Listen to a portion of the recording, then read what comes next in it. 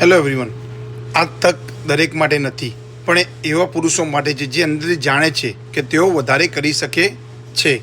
ઘણા પુરુષો મહેનત કરે છે, રોજ વર્ક કરે છે, પરિવાર માટે જવાબદારી પણ લે છે, પણ અંદરથી એમને ઘણીવાર એક સવાલ જ થતો હોય છે, શું આ એક ઇન્કમ મારા માટે પૂરતી છે?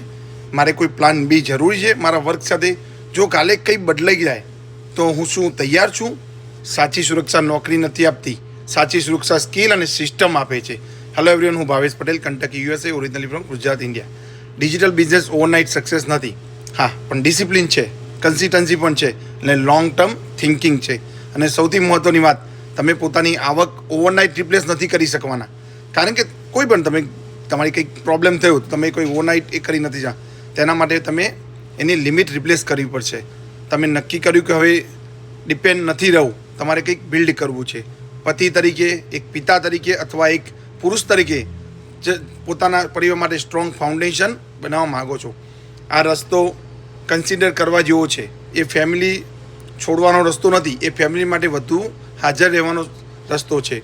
અને એ બર્નઆઉટનો રસ્તો નથી, એ બેલેન્સ બનાવવાનો પણ રસ્તો છે.